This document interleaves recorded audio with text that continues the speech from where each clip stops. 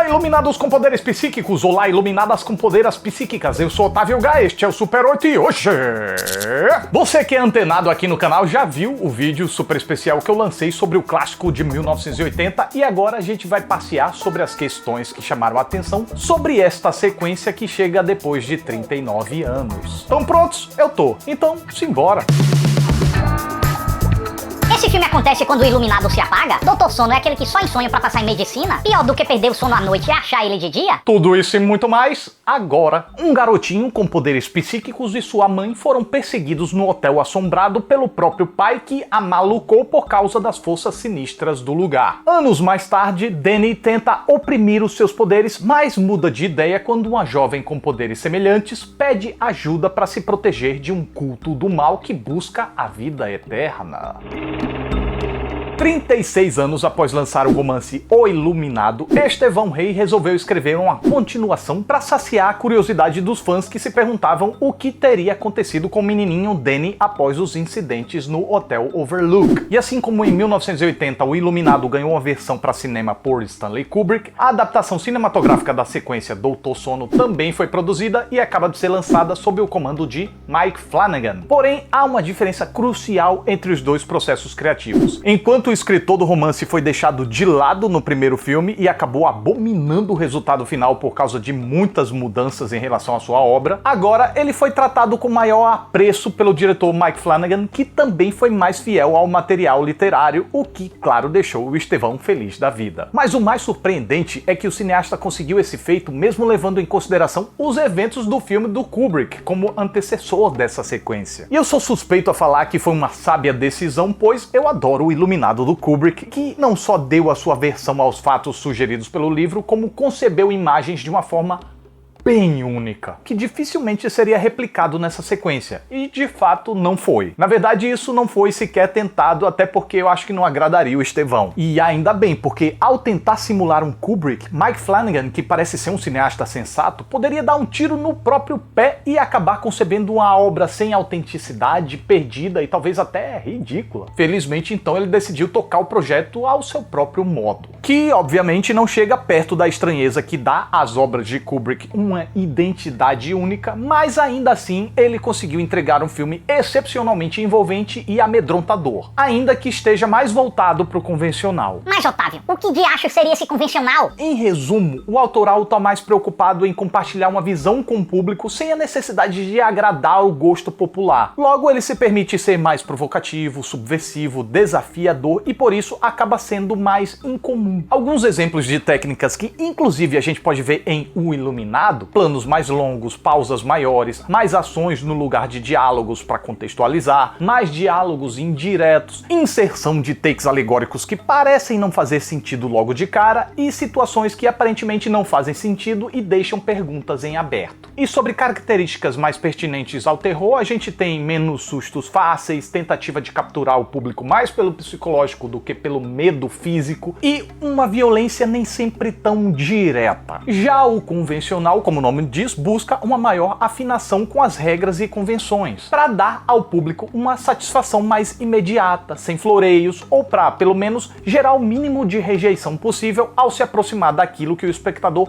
quer ver. Aqui no caso de Doutor Sono, a gente tem planos mais curtos, menos e menores pausas, uma montagem mais acelerada, mais diálogos para contextualizar e explicar as situações, cenas mais literais e uma comunhão de situações de mais fácil absorção e compreensão pela maior parte do público. Quanto ao terror, você vai poder notar mais sustos, uma violência mais óbvia e um apelo maior ao físico para aterrorizar o público. Agora eu acho importante deixar uma coisa muito clara para evitar hipertrepações equivocadas. São direcionamentos diferentes, mas um necessariamente não é melhor do que o outro. Eu nem ousaria dizer que um é mais fácil do que o outro. Cada um encontra seus próprios desafios. Enquanto o autoral desbrava novos caminhos e precisa achar saídas caminhando em terras desconhecidas, o convencional tem muito mais concorrência e os padrões usados já foram muito mais gastos, o que torna a tarefa de impressionar e entregar algo surpreendente e mais desafiador. Então, o grande inimigo do autoral é encontrar a coesão em algo inexplorado. O do convencional é fugir do genérico. Dito isso, mesmo que Doutor Sono tenha uma maior inclinação pro convencional, eu digo feliz, tranquilo e satisfeito que ele se saiu muito bem e com louvor. Primeiramente, o roteiro, também adaptado por Mike Flanagan, começa com um prólogo situando o espectador sobre o que aconteceu com Danny após o primeiro filme, ao passo que dá informações que podem vir a ser úteis no decorrer da trama e também apresenta aqueles que serão os antagonistas da bagaça, que curiosamente já estavam na ativa enquanto Danny passava perrengue no Hotel Overlook. Então, anos mais tarde, o roteiro adota com vontade uma estrutura de afunilamento ao assumir esses dois núcleos e ainda acrescentar mais um. E à medida que o filme progride, os 3 núcleos viram 2 e depois os 2 viram 1, quando finalmente o grande confronto acontece. Isso flui de um jeito tão bem construído e distribuído que, seja qual for o núcleo que domina a tela, a gente não perde o interesse. O núcleo dos vilões é absurdamente perturbador, sobretudo pelo fato de que as vítimas são crianças. O conceito dos vilões é uma coisa que reúne a dissimulação e modus operandi de predadores sexuais com a presença e a necessidade maléfica de vampiros, e eles não deixam de ser, né, vampiros de almas, com a atitude de animais selvagens esfomeados. E a cena que estabelece a maldade deles é absurdamente apavorante e que exigiu muito sangue frio de toda a equipe do filme. Mike Flanagan ainda é certeiro ao capturar as cenas dos ataques em sua totalidade a partir de um plano zenital que mostra os vilões dominando e consumindo completamente as vítimas de uma forma desesperada e grotesco e... Mas o que engrandece esses personagens não é apenas a sua forma animalesca de atacar, mas principalmente a palpável motivação deles, que nos faz ter a plena convicção de que se fosse possível alcançar uma maior longevidade pagando o preço que eles pagaram e praticando os atos bárbaros que eles praticam, certamente pessoas como eles existiriam. Então eu acho que merecem aplausos Zahn McClarnon e, em especial, Rebecca Ferguson pela ingrata tarefa de dar tanta verdade a figuras tão odiosas. Já a jornada do mocinho é igualmente envolvente, pois, mesmo com todo o seu dom, na falta de um mentor, Danny acabou se perdendo numa vida sem sentido e cheia de vícios, no que o filme faz um paralelo interessante com o alcoolismo do pai dele, como se fosse uma maldição de família. E o roteiro acerta bastante ao fazer a gente se aproximar dele enquanto acompanha esse processo de reerguimento, se é que existe isso. Reerguência, reerguidade, você entendeu? Evan McGregor tá ótimo, como de hábito, e eu gosto do peso que ele dá ao personagem como se encarasse o seu dom como um fardo, e gradativamente aceitando como de fato um dom. E o terceiro núcleo é o da garotinha que começa a ser caçada pelo grupo. E sabe aquilo que eu falei no vídeo de Malévola? Que o filme pesa muito a mão na maldade da vilã, como se estivesse prometendo uma catarse à altura? Então, se lá ficou devendo, esse filme aqui entregou o exemplo perfeito do que eu falava. A presença da garota vem para fazer frente aos vilões e entregar uma oposição à altura. Mas ainda mais bacana é que, ainda assim, o roteiro conseguiu mexer as peças no tabuleiro, ora para favorecer um lado, ora para favorecer o outro, de um jeito para manter a disputa sempre movimentada e crível. E a semi-novata, eu não vou conseguir dizer esse nome, encarou seus colegas de elenco no tete-a-tete como se experiente como eles fosse. Então,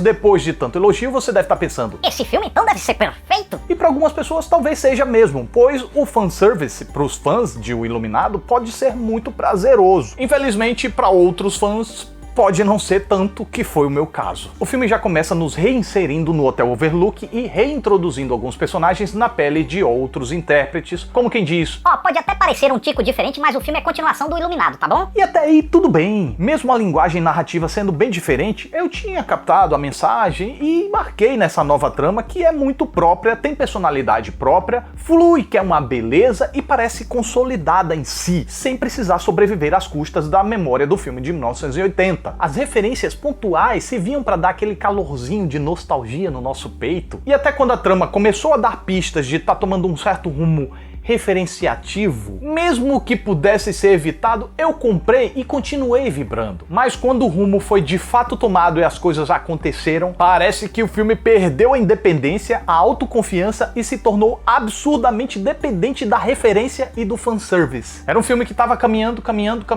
de repente tropeçou e se agarrou na pessoa da frente. E sabe qual é o problema mesmo pra mim? tá na disparidade entre Doutor Sono e o Iluminado. Enquanto as ligações eram sutis, singelas, eu comprei a ideia de pertencerem ao mesmo universo. Comprei até os atores diferentes. Mas quando escancarou, aí infelizmente não desceu. Primeiro, os novos atores começaram a aparecer versões de cosplay, o que me tirou do filme. Segundo, o filme reintroduziu em apenas uns 20 minutos vários elementos que o Iluminado espaçou ao longo de 2 horas e 30. A fantasma véia mesmo. No original ela aparece uma vezinha só e acabou. Aqui parece desfile de carnaval, de tanto que ela aparece pelada pra cima e pra baixo. E pra completar, uma coisa é a linguagem ser mais convencional e tomar rumos próprios. Mas quando decide revisitar, não pra fazer uma referência pontual como o jogador número 1 fez, mas de forma dependente, agarrada e intrínseca com uma linguagem convencional onde antes era autoral, não bate, não dá liga. Pelo menos não pra mim, que no caso tive uma baita indigestão com essa tentativa de escrever por cima com uma caneta mais moderninha. Doutor Sono tem uma estrutura e condução maravilhosas e uma trama própria tão imersiva quanto apavorante. Infelizmente, na reta final desenvolve uma espécie de pânico e procura se agarrar no filme pai pra se sentir seguro. Como fanservice, ok, pode até agradar, mas como fechamento de uma jornada própria não deixa de parecer uma fraquejada desnecessária. E isso me fez sair do cinema com um gostinho meio